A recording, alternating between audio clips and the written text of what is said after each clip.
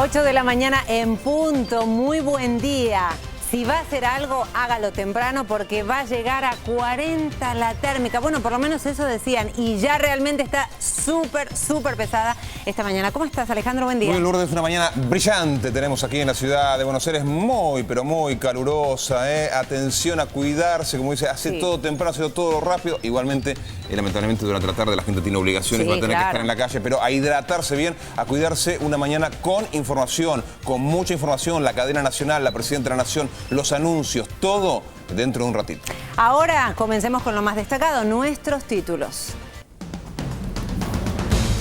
Se disuelve la Secretaría de Inteligencia. La presidenta anunció el envío al Congreso de un proyecto de ley para reemplazar a la ex-CIDE por una agencia federal dedicada a prevenir delitos graves internacionales e investigar casos internos de alta complejidad. Era una deuda de la democracia, ratificó Cristina Fernández.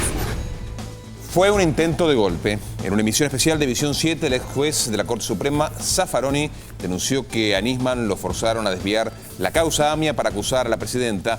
En el marco de la investigación, la justicia imputó a Lago Marcino, el dueño del arma que mató al fiscal.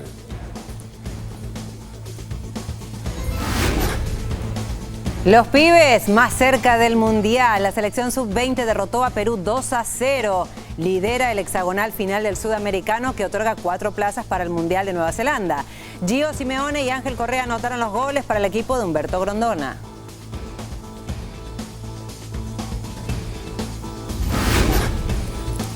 No confío en la política de Estados Unidos. Fidel Castro reapareció en Cuba con mensaje destinado a los estudiantes y transmitido por la televisión estatal. Pese a mirar con recelo a Washington, el líder cubano respaldó la búsqueda de una solución pacífica al conflicto entre La Habana y la Casa Blanca. Rápidamente nos vamos a la calle para ver qué nos depara esta jornada de este martes. Bueno, ya dijimos, la temperatura agobiante. ¿Qué pasará en el tránsito? Bueno, a ver cómo arrancamos en materia de tránsito. Buen día. Hola, muy buenos días, Alejandro, Karina. Y bueno, y el tránsito empieza a despertarse, todavía está medio remolón.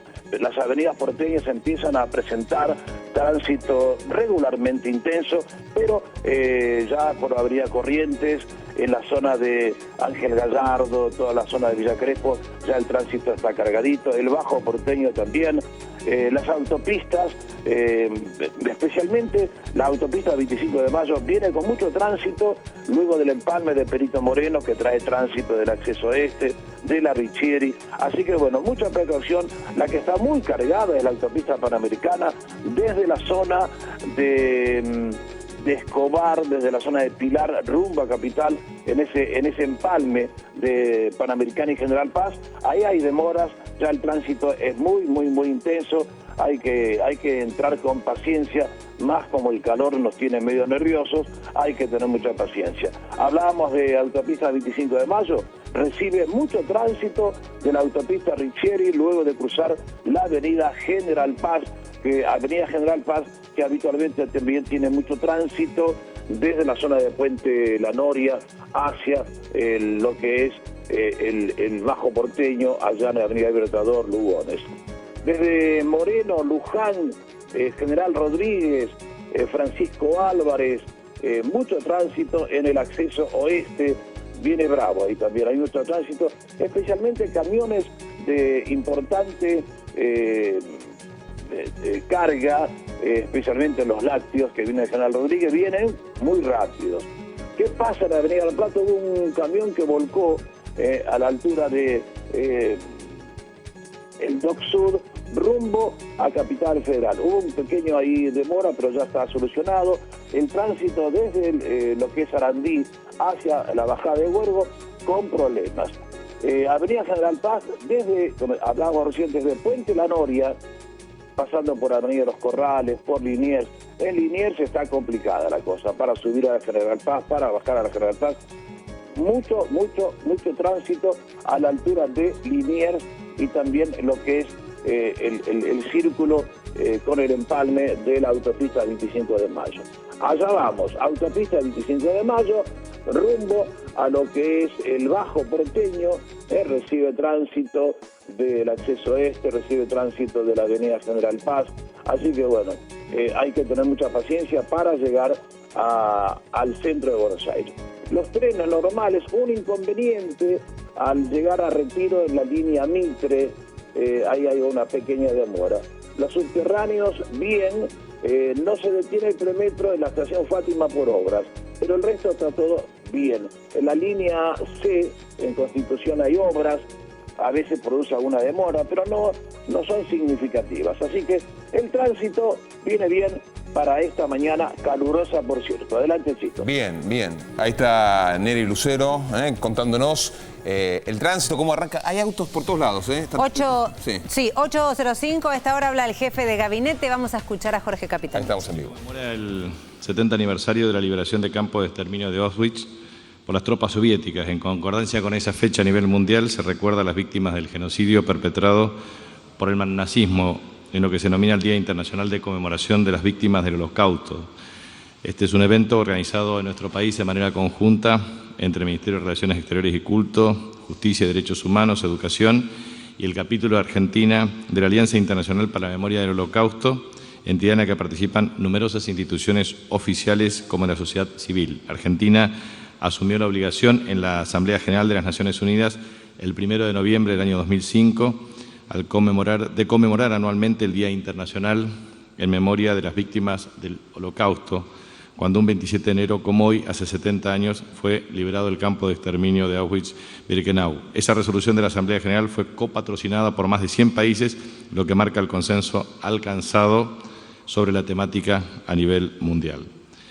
La CEPAL, Comisión Económica para América Latina y el Caribe, destacó a la República Argentina como uno de los países que más redujo su pobreza en los últimos años. Esto implica también una ponderación adecuada en materia de distribución del ingreso, alcanzada en el periodo 2005 y 2012, en donde se produjeron avances notables en esta materia. Esto significa básicamente aceptar que la reducción de la desigualdad y la pobreza ha impactado fuertemente en el desenvolvimiento de la clase media. En la República Argentina, de acuerdo a este estudio de CEPAL, el 86% de los habitantes se siente de clase media o media baja, la proporción más alta de toda América Latina. 167 millones de pobres en América Latina, 28% de la tasa de pobreza. La República Argentina tiene un indicador cercano al 8%, que es una de las más bajas de América Latina. Y eso tiene mucho que ver con las políticas de inclusión social, de reconstrucción de la matriz productiva y el desarrollo. Hoy tiene la República Argentina 15 millones de habitantes con políticas activas en materia de inclusión social que mejora sustancialmente la política de distribución equitativa del ingreso y a su vez también mejora de un modo sustancial la capacidad de acceso al ingreso. Por eso es muy importante observar que desde el 2003 al 2014 uno observa no solamente la creación de 6,4 millones de puestos de trabajo, sino también una estrategia de profundización de mecanismos de financiamiento del sistema de protección social. La energía eléctrica ha batido un récord de 22.897 megavatios el día domingo a las 22:40 horas. En ese contexto quedaron como reservas 4.000 megavatios adicionales, pero a su vez es importante remarcar que la República Argentina ha tenido una inversión equivalente a casi 90.000 millones de pesos en estos últimos 11 años y a su vez ha tenido la particularidad de 5.500 kilómetros de transporte eléctrico con una incorporación de 8.500 megavatios adicionales. Esto implica fuerte inversión para incrementar sustancialmente la oferta eléctrica, pero también demuestra claramente el nivel de incremento sustancial de consumo electrodoméstico con 6.000 megavatios y en ese contexto 10 millones de aires acondicionados han determinado claramente un incremento sustantivo de los niveles de demanda. En este sentido también es necesario advertir, entre otras consideraciones, que el proceso de reestructuración de deuda a nivel internacional permite un proceso de discusión en donde un grupo de expertos encabezados por el premio Nobel Joseph Stiglitz se pronunció en favor de un marco mundial que contemple la realidad actual de las deudas soberanas y criticó los fallos de la Corte de Estados Unidos contra la República Argentina. Por último, quisiera hacer mención simplemente para tener un una consideración final respecto al caso de Damián Patcher. Ayer hemos expuesto tanto el doctor Aníbal Fernández como lo hice personalmente en el día de ayer por la mañana, pero es necesario observar por lo menos 5 puntos que son esenciales. Primero, no era información confidencial. La información brindada no revela información confidencial ni afecta la Ley de Protección de Datos Personales. Primera consideración. Segunda consideración, no viola la política de privacidad de la empresa. La política de privacidad en los términos y condiciones de Aerolíneas Argentinas, en la página web de la misma compañía, se refiere sin dudas a los datos personales y o sensibles de un pasajero que brinda la empresa y no a las fechas de viaje o viajes que éste realiza. Tercero, existía una causa legítima para informar sobre el paradero. La publicación del pasaje del mismo Patcher obedeció a una legítima causa, dado que su empleador, el diario Buenos Aires Herald, estaba informando a los medios de prensa que aquel había cortado todo tipo de comunicación y que se desconocía su paradero. Así, un evidente interés público existía para informar lo que se informó, además de la conmoción pública que rodeaba el caso, tal cual lo afirmé en el día de ayer. Cuarto, no se trataba de los secretos protegidos por ley. No se trata de un secreto protegido por ley, como dice el artículo 157 bis del Código Penal, ni tampoco de datos personales sensibles. Aún así, la propia ley dispone que estos pueden darse a conocer en situaciones especiales cuando existan razones de seguridad pública que claramente se veía afectada, en este caso por la trascendencia mediática del caso y la conmoción que podría generar en su población. Y por último, el viaje del periodista tomó estado público, salió de la esfera privada, en definitiva no se comunicó al propio diario en el cual trabajaba, sino a 2 medios alternativos que fueron Infobae y Clarín, por decisión propia del periodista, y se publicó primero en otros medios de comunicación que dieron su propia versión de los hechos. En definitiva, esta información de ninguna manera afecta a los derechos garantizados por la Ley 25.326, tal cual lo prescribe el artículo 10, párrafo 2. Por lo tanto, con esto quiero transmitir enfáticamente esta cuestión y a su vez también la respuesta contundente que brindó el mismo secretario general de la Presidencia, el doctor Aníbal Fernández, al doctor Mauricio D'Alessandro respecto a los aspectos referidos al artículo 73 y 157 del Código Penal, con lo cual demuestra de una manera contundente una respuesta en esta materia. Y por último, quería transmitir que el discurso por cadena nacional por parte de la Presidenta de la Nación, la doctora Cristina Fernández de Kirchner, ha sido un discurso minucioso, contundente, con una evaluación muy clara respecto a 2 pilares fundamentales de las políticas públicas que se han pergeñado desde el 25 de mayo del año 2003 a la fecha. Primero, una política de derechos humanos que claramente ha denunciado en forma clara, sistemática, el terrorismo de Estado, y eso ha permitido juicio y castigo a los culpables bajo los principios esenciales de memoria, verdad y justicia, que constituyen claramente una política de derechos humanos de reconocimiento y alcance universal. Y por otro lado, la lucha contra el terrorismo internacional, en virtud de los 2 atentados que sufrió la República Argentina, y obviamente una militancia activa como legisladora por parte de la Presidenta y como Presidenta de la Nación para el esclarecimiento definitivo, claro y contundente de los hechos.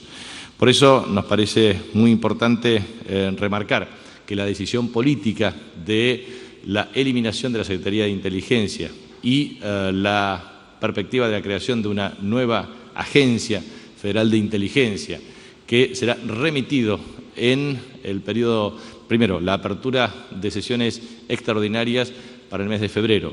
Será remitido inmediatamente al Congreso de la Nación para su tratamiento.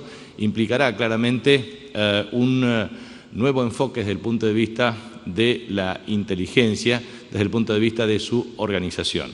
Creo que hay múltiples aspectos que son necesarios remarcar, pero claramente primero la designación del director y el subdirector con acuerdo del Senado. Segundo, la fusión de la inteligencia criminal en materia del Ministerio de Seguridad Pública en esta Agencia Federal de Inteligencia. Tercero, que la Agencia Federal de Inteligencia tenga por objeto obtener y colectar información calificada desde el punto de vista del combate al narcotráfico, al terrorismo internacional, a la trata de personas y a una multiplicidad de delitos complejos y también al sistema de ciberseguridad, con el objeto de generar las condiciones de protección a la vida y la integridad de los habitantes de la República Argentina. Creo que es un avance cualitativo importante y, por supuesto, será motivo seguramente de las respuestas que tendremos en esta conferencia de prensa, porque seguramente ustedes formularán preguntas y responderé con más detalle algunas de ellas. Sí, soy Sebastián Salgado del canal Hispan TV. En relación a lo que estaba comentando recién, quería preguntarle si hay detalles sobre cuál va a ser el futuro y el destino de la gente que estaba hasta ahora brindando servicio en la Secretaría de Inteligencia, y quería pedirle una reflexión sobre los dichos del doctor Zaffaroni en relación a que el contexto de la muerte del fiscal Nisman podría interpretarse como una tentativa de golpe de Estado. Miren, nosotros somos muy respetuosos de las opiniones vertidas por el doctor Raúl Eugenio Zaffaroni. Entendemos claramente que se inscribe en una típica maniobra urdida desde el punto de vista de especulación política de desestabilización. Eso no cabe la menor duda. Y respecto al tema de la conformación del personal de la Agencia Federal de Inteligencia, será motivo de la nueva constitución orgánica, los procesos de selección de su personal conforme al perfil que inexorablemente adquirirá la propia agencia. Buenos días, Capitanich. Marcelo de Leo, AM910, Radio La Red. Una serie de preguntas. Conocer más detalles sobre el proyecto de la creación de la Agencia Federal de Inteligencia. Por ejemplo, ¿qué número se necesitará en el Congreso para aprobar esta agencia? ¿Qué plazo tendrán los cargos de director y de subdirector? Insisto con la pregunta del colega, porque usted mismo hablaba, cuando se conoció la denuncia del fiscal Nisman, sobre agentes de inteligencia desplazados. Digo, bueno, si hubiese ahora agentes de inteligencia desplazados, ¿no estaríamos volviendo a hablar de la posibilidad de la mano de obra desocupada? ¿Qué pasará con archivos, si hay posibilidad de fuga de archivos desde lo que es hoy la Secretaría de Inteligencia? Y por último, si en este llamado a extraordinarias existe la posibilidad de algún otro proyecto, además de la creación de la Agencia Federal de Inteligencia. Primero, mayoría para la designación del director y subdirector es mayoría simple, porque efectivamente cualquier mayoría calificada está debidamente contemplada en la Constitución Nacional. Por lo tanto, es mayoría simple para la ocupación de estos cargos. Segundo, plazos, los plazos en la que dura un presidente de la Nación, o sea, plazo de mandato del presidente. Tercero, archivos, obviamente tiene todo el procedimiento que establece la misma ley desde el punto de vista de la preservación de archivos y desclasificación. Y cuarto, en materia de sesiones extraordinarias, nosotros lo que se considera es esta. Ustedes se acuerdan que me preguntaron al inicio del mes de enero, ¿había algún tema a tratarse en sesiones extraordinarias? Le dije, por ahora no, pero la dinámica puede implicar el surgimiento de una iniciativa. Ahora surgió esta iniciativa. Por lo tanto, lo que quiero transmitir es que por el momento se remitirá este proyecto de ley, pero la dinámica propia de la actividad puede generar otras iniciativas, pero por el momento es esta. También quiero transmitir y aclarar, porque muchas veces no me hicieron esta pregunta, pero por lo menos elaboro rápidamente una respuesta. He observado que desde la oposición política se avanza con cuestionamientos respecto a esta iniciativa en virtud de hacerse en forma extemporánea. Se dice, ¿por qué ahora y por qué no antes? Entonces, esto merece una reflexión. Es lo mismo que decir que el 25 de mayo del año 1810 se produjo la Revolución de Mayo. ¿Por qué no se produjo el 25 de mayo de 1809? ¿O por qué no se produjo la independencia argentina en vez de el 9 de julio de 1816, el 25 de mayo de 1810? ¿O por qué no se produjo la estatización de los fondos previsionales en vez del año 2009 antes? ¿O por qué la estatización de YPF no se produjo antes? O sea, en general lo que es necesario advertir es que hay un conjunto de circunstancias que determinan la ponderación de una decisión política a los efectos de tomar una decisión trascendental en la vida institucional de la República Argentina. Creo que es una decisión estratégica, es una cuestión, como dijo la misma Presidenta de la Nación, una deuda pendiente de la democracia. Y a su vez también quiero responder respecto a algunas consideraciones asociadas a una pretendida intención de juicio en ausencia. Algunos analistas y miembros representativos de instituciones siempre señalan que sería necesario instrumentar un juicio en ausencia para efectivamente no aplicar el memorándum de entendimiento con la República Islámica de Irán. Como ustedes saben, el artículo 18 de la Constitución es muy clara en este sentido y lo impide taxativamente, y a su vez existe jurisprudencia de la Corte en este sentido. Por lo tanto, el juicio en ausencia es absolutamente inaplicable en el plexo normativo y jurídico de la República Argentina. Eso es necesario decirlo. Entonces, por un lado, quiero ratificar que la oportunidad, mérito y conveniencia de una decisión política de carácter estratégico está dado por esta decisión. Y también quiero remarcar que existe una decisión política que es estratégica respecto a garantizar que las escuchas telefónicas no corresponda al ámbito del Poder Ejecutivo, sino a un órgano extrapoder creado por el artículo 120 de la Reforma Constitucional de 1994.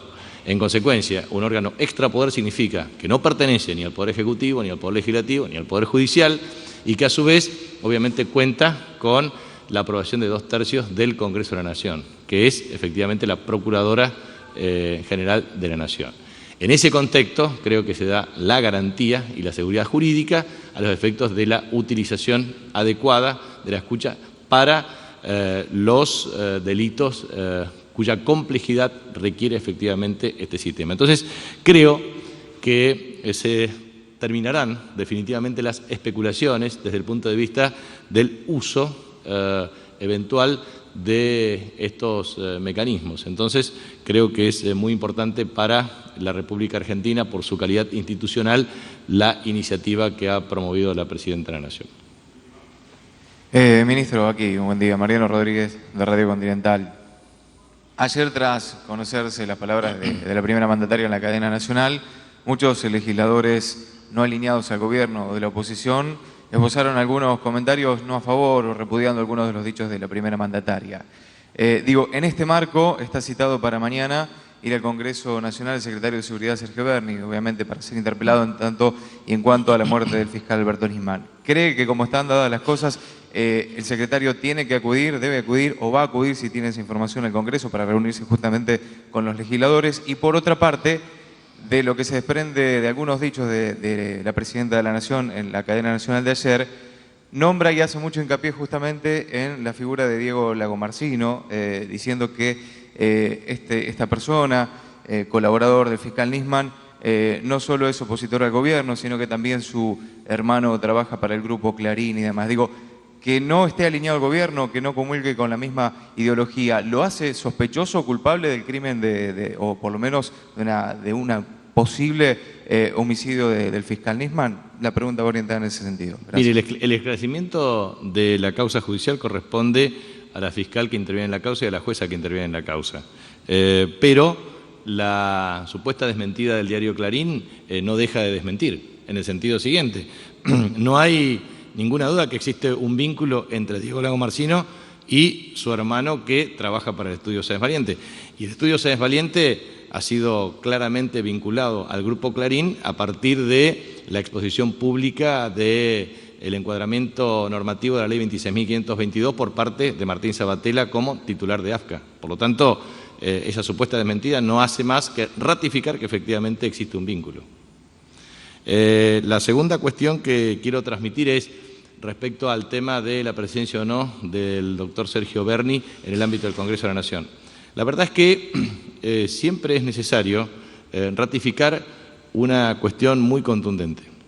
Por un lado, siempre se ataca al gobierno respecto a su rol desde el punto de vista del eventual condicionamiento al funcionamiento autónomo e independiente del Poder Judicial, lo cual es una falacia, porque si usted observa los representantes de abogados representantes profesionales y de jueces, en general son representantes de la oposición política, con signo político, son militantes políticos representando asociaciones profesionales para atacar sistemáticamente al gobierno, aduciendo que el gobierno no promueve la autonomía o la independencia del Poder Judicial, lo cual es una falacia argumental en sí, es una crítica de carácter político.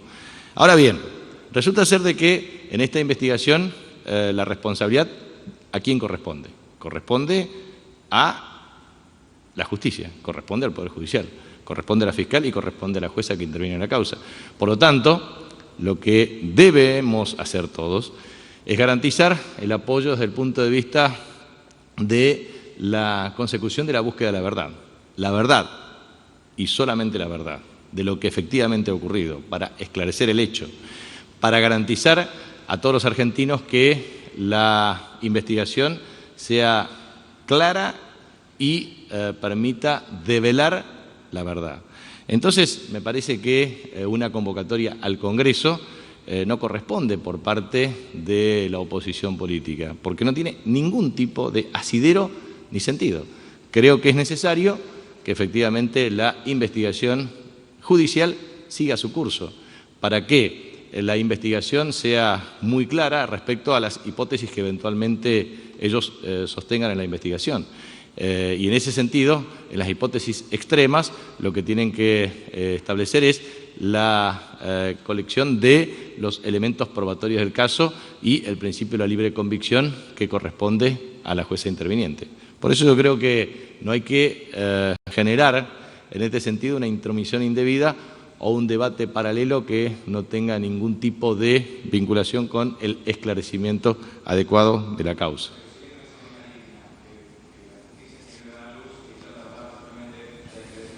No, pero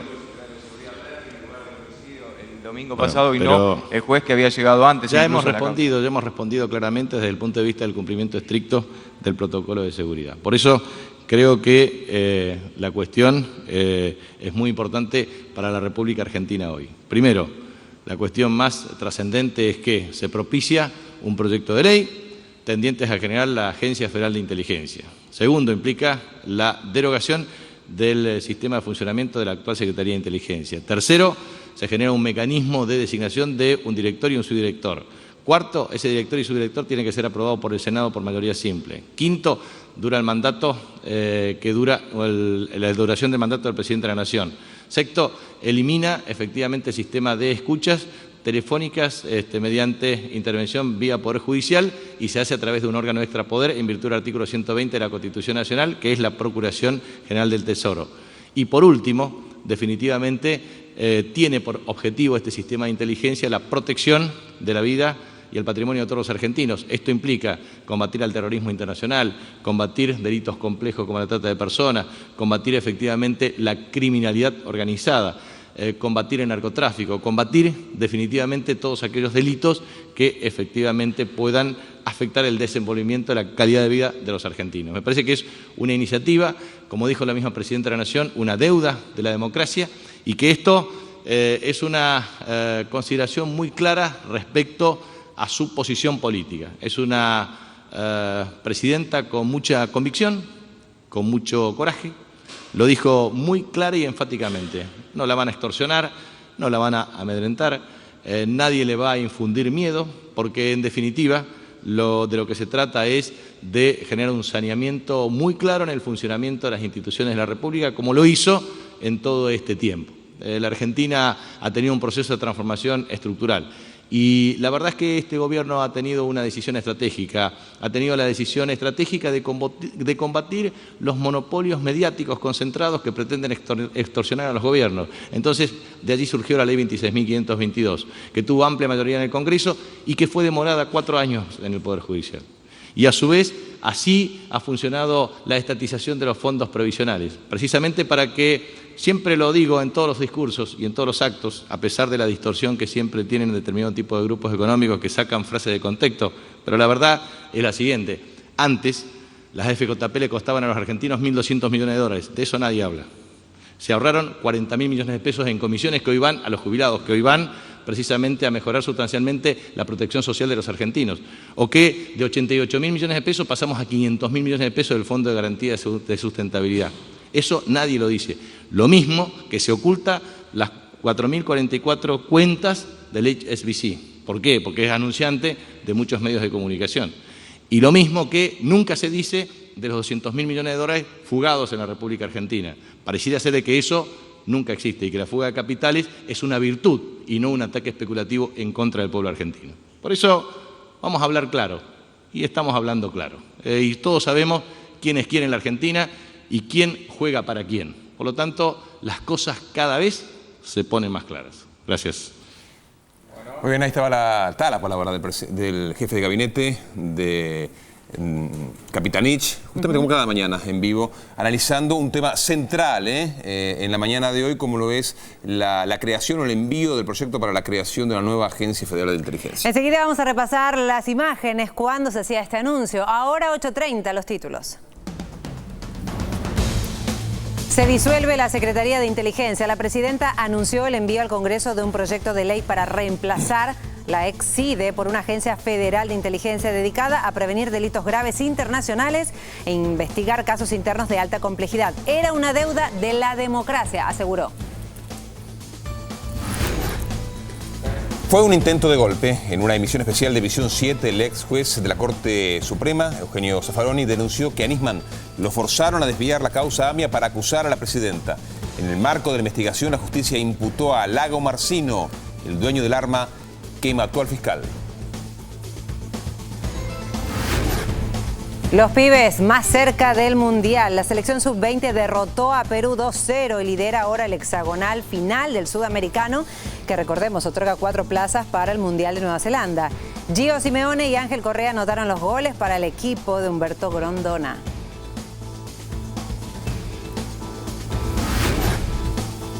No confío en la política de Estados Unidos. Fidel Castro reapareció en Cuba con un mensaje destinado a los estudiantes y transmitido por la televisión estatal. Pese a mirar con recelo a Washington, el líder cubano respaldó la búsqueda de una solución pacífica al conflicto entre La Habana y la Casa Blanca.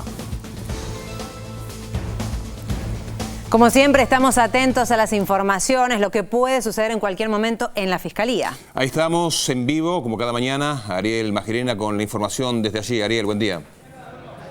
Buen día. Bueno, lo que podemos ver en las imágenes es la llegada de la fiscal. Hubo un dispositivo policial, se cortó el acceso por la calle Tucumán desde Suipacha y bueno, esto ocurre todas las mañanas cuando se sospecha la llegada de la fiscal. Ella por eso es que prefiere no tomar contacto con la prensa. Recordemos que el primer día que hizo base en sus oficinas de la calle Tucumán al 900, hubo un incidente que le costó una caída y luego ella puso ciertos reparos. Así que se está expresando a partir de la tarde de ayer en forma escrita con informes oficiales. Podemos decir entonces que con la llegada de la fiscal comienza esta nueva jornada que viene a ser la continuación de lo que venía haciendo en el resto de la semana, tomando declaración a algunos protagonistas sensibles, algunos testigos que pudieran ayudar a reconstruir las últimas horas del fiscal Nisman y también los últimos días y ver cuáles han sido las circunstancias. En la jornada de ayer, una cosa muy importante, un detalle trascendente es que el colaborador que le suministró el arma al fiscal Nisman, Diego Lago Marcino, ha sido imputado por precisamente este delito. Esto no tiene nada que ver con la causa, pero no se descarta cualquier otro tipo de implicación o de imputación que pudiera llegar a decidir la fiscal en el correr de las investigaciones. También se prevé para el día de hoy la presencia de la jueza Arroyo Salgado, ex esposa y madre de los hijos de Nisman, quien en su calidad de querellante tomó copia de todo el expediente y viene también a participar de las escuchas. ¿Quiere saber de qué se trata? Bien, gracias Ariel. Estaremos atentos sobre todo a un tema fundamental en la jornada de hoy que tiene que ver con las pericias tecnológicas sobre computadoras, sobre los teléfonos, las llamadas, todo lo que quiere saber la fiscal y la jueza sobre las últimas horas del fiscal. Hablamos de la causa por el fallecimiento del fiscal Nisman, pero también está íntimamente vinculado al caso AMIA y a la denuncia que había presentado días antes de su fallecimiento en contra de la presidenta y también el canciller. Bueno, todo eso se conjugó en la cadena que estamos viendo. Es el mensaje que dio la presidenta Cristina Fernández a las 8 de ayer. Bueno, ya lo mencionó el jefe de gabinete, resumió ese proyecto de ley que ella lo va a enviar antes de irse a China. A los amigos que se suman recién a la transmisión, la presidenta de la Nación anunció en la jornada de ayer el envío de un proyecto al Congreso convocando a sesiones extraordinarias durante el mes de febrero para disolver por un lado la Secretaría de Inteligencia, la actual, y conformar por el otro lado una nueva agencia federal de inteligencia con duración durante 4 años, con un director, un subdirector y con la aprobación necesaria por parte del Senado. También es importante destacar un tema que no es menor. Se transfiere la totalidad del sistema judicial de escuchas al Ministerio Público Fiscal. Algo que se conoce en la jerga popular como OJ, que es justamente las observaciones judiciales. Bueno, a partir de ahora van a estar bajo jurisdicción de un extrapoder, es decir, no depende, insisto, no depende del Poder Ejecutivo, ni del Judicial, ni del Legislativo, sino del Ministerio Público Fiscal. Algunas de las tareas de la nueva agencia federal, una vez que se convierta en ley, claro está, serán, por ejemplo, delitos graves internacionales, tales como amenazas terroristas, tráfico de armas, delitos económicos, narcotráfico, ciberdelitos y casos de trata de personas. Era una deuda no de mi gobierno, no de los últimos, sino de toda la nación y de la democracia. Y también destacó que Argentina es paradigma a nivel mundial.